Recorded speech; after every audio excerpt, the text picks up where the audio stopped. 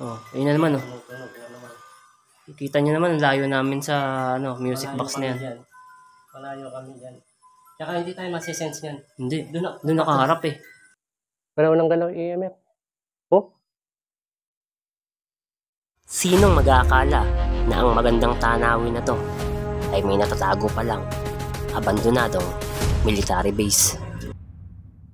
Ito ang abandonadong military base o barracks na matatagpuan sa Barangay Casile, Cabuyao, Laguna. Itong barracks na to ay itinayo noong 1940s na naging kuta ng mga sundalong Pilipino noong World War II na nagresulta ng halos milyong-milyong katao ang namatay o nasawi sa digmaang ito. Taong 1970s naman nang maabandona ang barracks na ito at pagkalipas ng ilang taon ay may taong tumira dito na siyang nagsilbing caretaker sa lugar na ito. Ayon sa nakalap naming impormasyon, ang caretaker na yon ay nagkaroon ng malubhang sakit na naging sanhi ng kanyang pagkasawi sa loob mismo ng barracks na ito. Gabi na nang kami ay umalis mula Alabang papuntang Cabuyao, Laguna at kailangan namin bumiyahe ng halos 2 oras para makarating sa mismong location. Habang papalapit kami sa aming target spot ay padilim ng padilim ang dinadaanan naming ruta patungo sa abandoned military barracks. At pagdating namin sa mismong location, ito ang bumungad sa amin. So guys, nandito na kami ngayon sa mismong location sa abandoned military barracks. So guys, time check natin ay 10:30 na ng gabi. So guys, kailangan namin akyatin tong gubat na to or madaming lugar na to para papuntaan yung abandoned military barracks sa taas. So let's go. Gabi po. So guys, kailangan namin dumaan sa itong masukal na daanan na to para puntaan yung abandoned military barracks. 2 lang kami ngayon dito. Parang hindi eh. Parang hindi rito guys.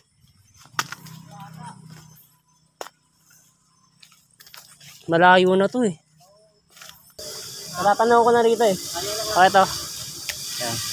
Medyo natatanaw ko na yung abandoned military barracks dito guys. So guys, ito na ngayon abandoned military barracks. So puntahan natin guys.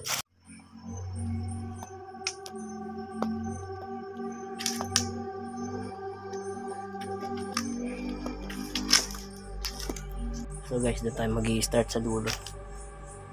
Sa dulo ng barracks na to bago natin pasukin yung kada kwarto. So let's go.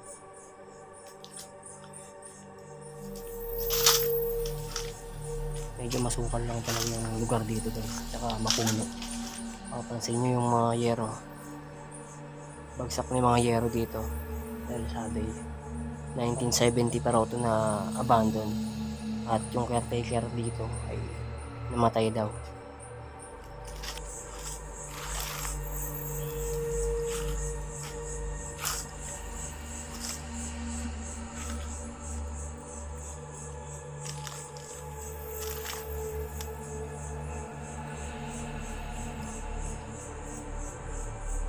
Time check natin guys, ano na, alas 11 ng gabi.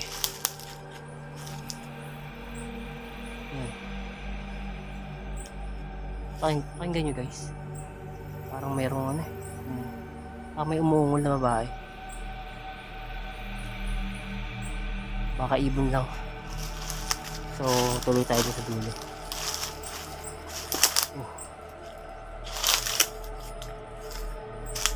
Sakit puno. Sakit puno.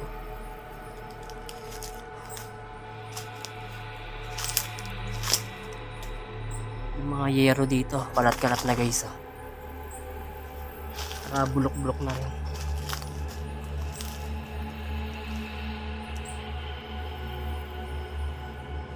Grabe, halos lamunin niya ng mga sangat at saka mga puno kung abandoned military barracks ito guys.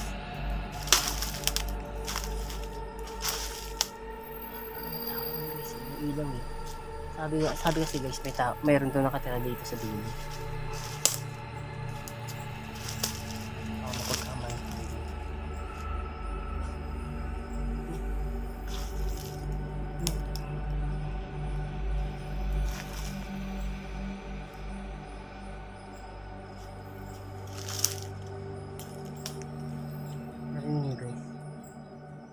Narinig niyo yun?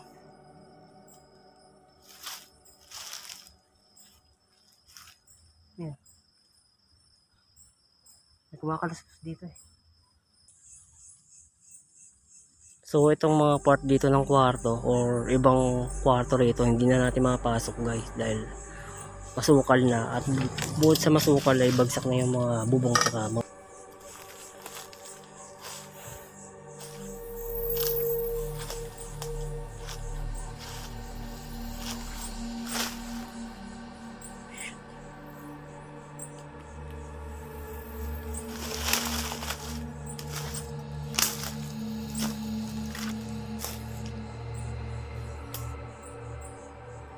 mga puno rito guys dahil lalaki. Tabi-tabi po.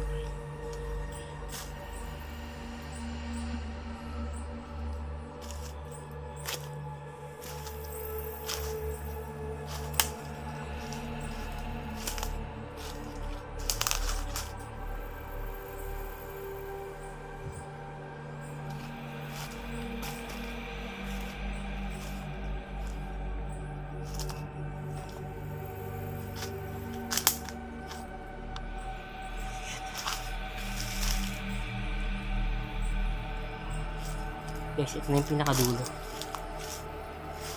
Ito na yung pinakadulo guys.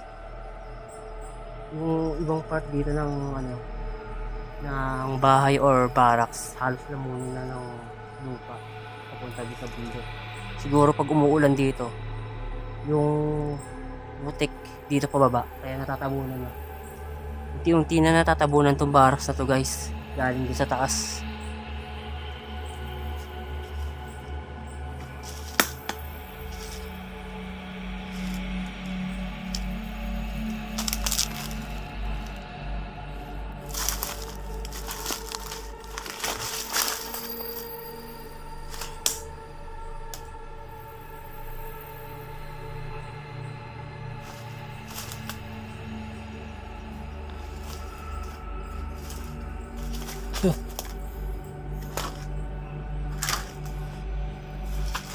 Uy!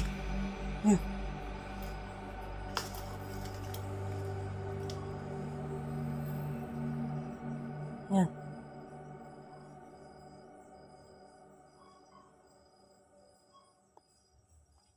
Kumalaskas dito guys oh. Galing doon sa taas, nagbagsakan yung mga lupa. Dahil yung mga lupa rito, bumabagsak na rito sa barracks na to. Unti-unti nang nilalaman ng putik to tsaka ng lupa to.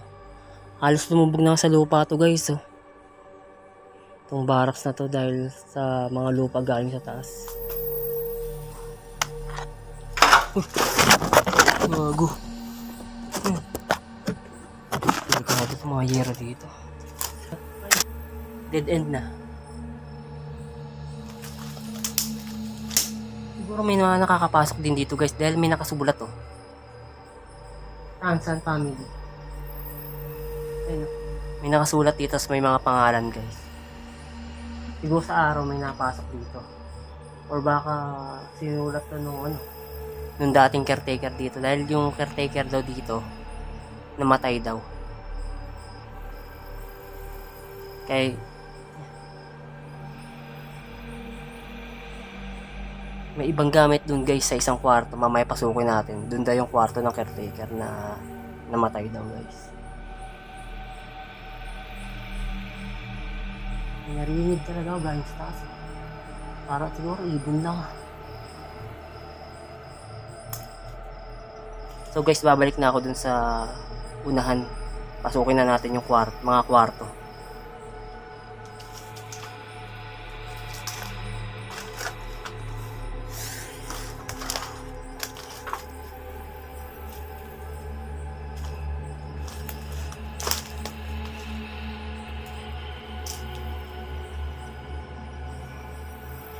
So guys, huwag nyo balakang mag-isa rito. Dahil mahirap mag-isa dito guys. Halos nasa gitna ito ng kagubatan.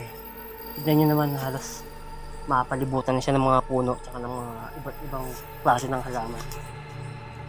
Yan. May aso. May aso guys. Aso. Guys, may aso. Ganda ng aso. Kaya may may-ari nito. Naligaw lang dito. Chu! Chu! Chu! Uy! Uy! Chu! Chu! Uy! Aso guys, oh. Ano guys, aso. Wala, umakit siya sa taas. Umakit sa taas. Bigyan natin. Saan na? Wala na.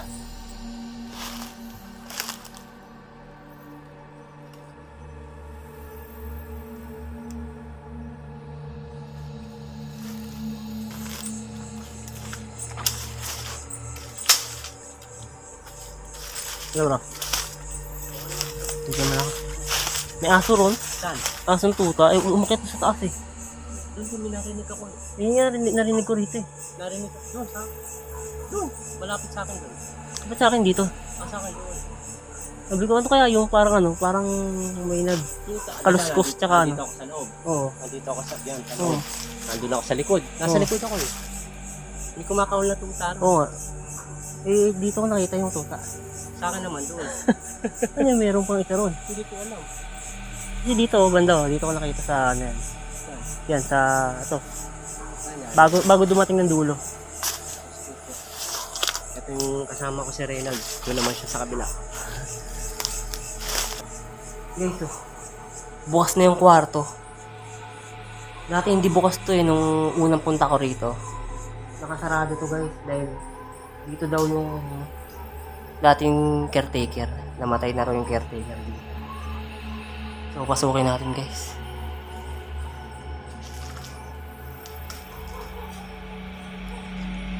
Lagi yung mga gamit.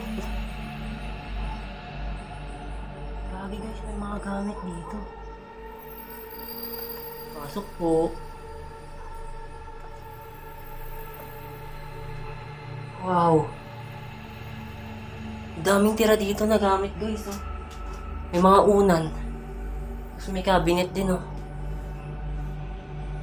Yung alarm yung clock nila, oh. Buo pa. Tapos may mga nakasabit din dito ang bag. Tapos may harang siya rito ang kortina. May short po. Yan, drawing na yan. Puro sapot na rito guys, oh. Grabe. Ang daming tira rito ang gamit guys. Oh, puro sapot. Oh. Guys, oh. Daming tirang gamit dito. Makapakinabangan pa to eh. Pero sabi ng mga nakausap natin dito sa sa lugar na to, dito sa Barangay Kasili, yung abandoned military barracks na naman to ay na-abandon noong 1970. Tapos nagkaroon ng caretaker dito. So siguro sa caretaker tong gamit dito. Tapos yung caretaker na daw na yon namatay. So mahirap na galawin yung mga gamit dito. Ay siguro walang nagbabalak na babagsak sa bubong. Kaya siguro walang nagbabalak na kunin itong mga gamit dito. Dahil may mga ilang vlogger na rin na pumunta rito guys. Yung mga picture ng bata guys yun.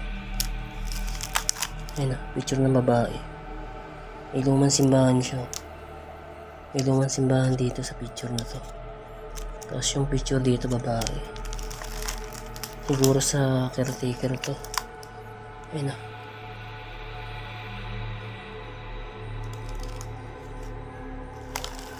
Photo album. So guys, balik natin. May toyo po. Plato puti. Kompleto rito. Yung gamit na pang kusina. May plato. May pitchel pa. Ito galon ng tubig. Tapos dito may inarang silang May hinarang silang kortina dyan. Oh. Parang pinakakwarto yan guys. Yung hinarang na yan.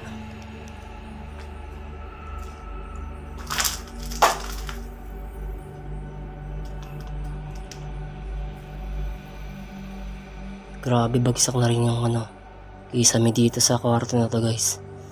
Bulok-bulok na talaga. Siguro nasisira na to ng panahon guys kada bumabagyo.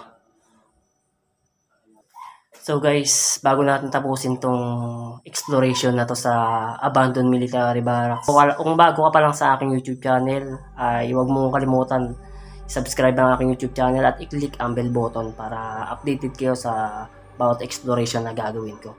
So comment below na lang kung may mga suggestion po kayo na abandoned places sa iba't ibang lugar around Cavite or kahit sa south. Basta abandoned na pwedeng pasukin. So comment below lang guys. So kung may napansin kayo dito guys, comment below lang. At comment na rin kayo guys kung mga tagasan kayo. Pag napanood itong video na to, kung tagasaan kayo, comment nyo dyan. Para alam natin yung viewers natin kung saan to nakakarating tong video na to.